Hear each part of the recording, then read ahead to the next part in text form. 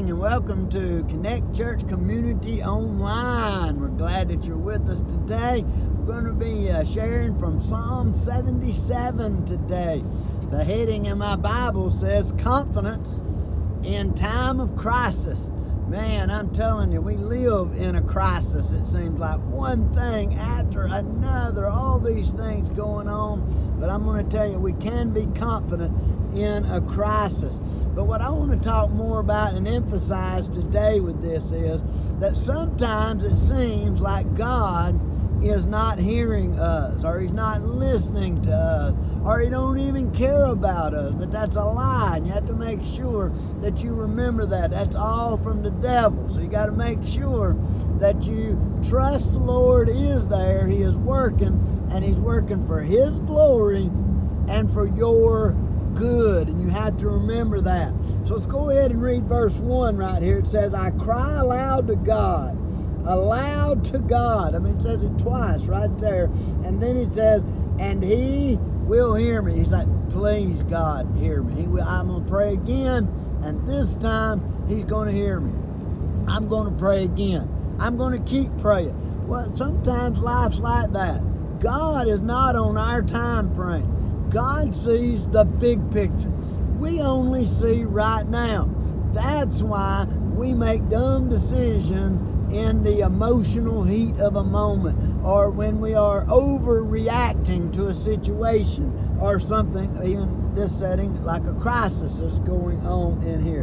And He says, and He will hear me. Yes, you need to remember that first part. He will hear me. Verse 2 says, I sought the Lord in my day of trouble. Now, one, we are to seek the Lord on the day of good. On a tremendous day, on a great day, we ought to be praising God. And so here you see this lament. It keeps going on. It says, my hands were continually lifted up all night long. He is praying. His hands is up. He on his knees, his hand, he's up. He's prayed all night. So when you start thinking about this, he has a very strong desire to hear from God. Okay? Now I know everybody out there listening at one time or another has had a strong desire to hear from God. Now what the problem is if it doesn't seem like He's listening to us, we think He has rejected us. I mean, pretty much the same thing in Psalm 22:1 when He's like, no, where are you, Lord? I can't hear you. Why are my enemies doing it? Why is everybody being blessed but me? And that's what happens when we start taking our eyes off these things in here. And it's like in Psalm 22, He talks about he's been up all night. There's no sleep. He can't speak. Man, it's a terrible situation. And so right here, let's go on a little bit farther. He says, I sought the Lord in my day of trouble. My hands were continually lifted up all night long. I refused to be comforted. Man, then we go to 3. I think of God and I groan, oh, I know the Lord can do it. I know He's able to do it. But what happens then is sometimes we just say, well, He's not going to do it for me. And we start getting that pout and that whine. Well, why is God helping everybody else, but He's not helping me? And He says, look, I thank God and I meditate, and my spirit becomes weak. Maybe we're meditating on the wrong things. Maybe our mind is in a bad place. And sometimes ourself is not who we need to be with, okay? Man, sometimes ourself will lie to us, man. It's like our heart. The heart is deceitful and desperately wicked. Who can know it? Man, we sit there and we think everybody hates us. Nobody likes us. Everything's just trouble. Man. And he says, and then he looks in verse 4 and he says, you have kept me from closing my eyes. I can't sleep. I am troubled and I cannot speak. I consider the days of old, the years long past.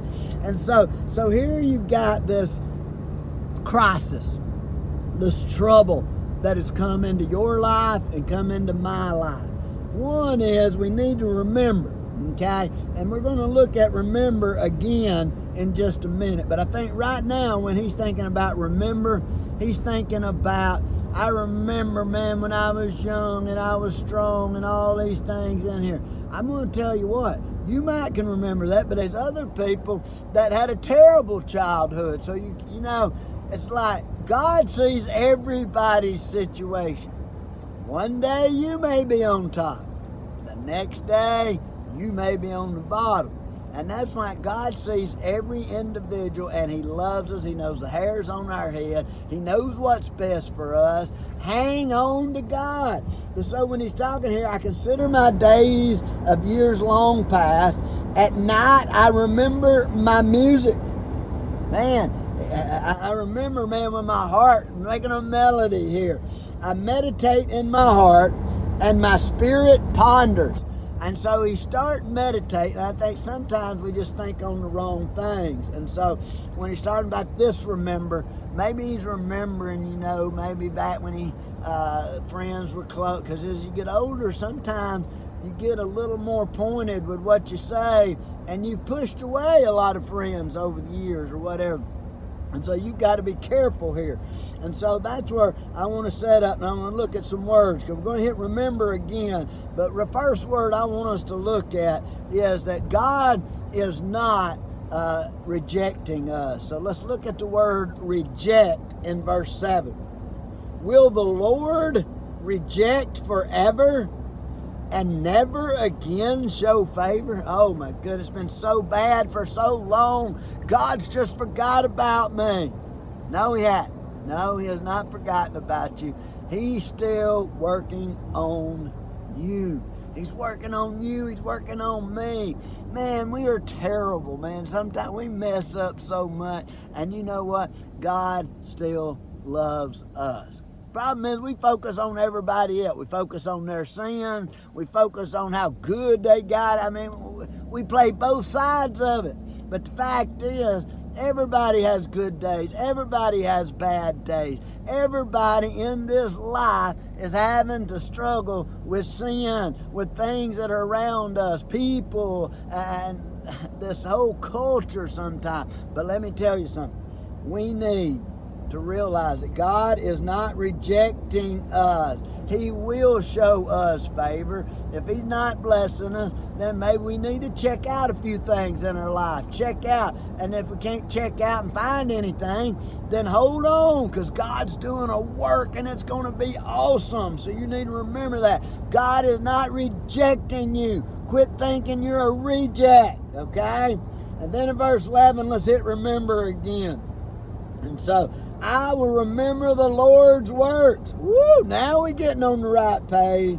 It says, yes, I will remember your ancient wonders, your miracles. Man, I'm going to remember your work, God.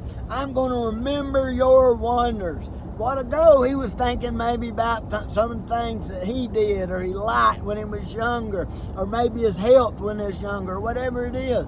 And sometimes we focus on that and we compare it. Life has changed.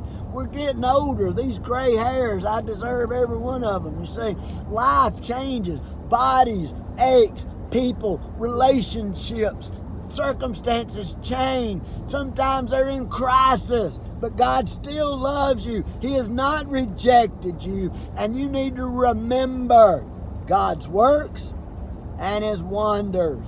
Look at verse 12. I mean, kind of like remember, but let's just look at it with reflect.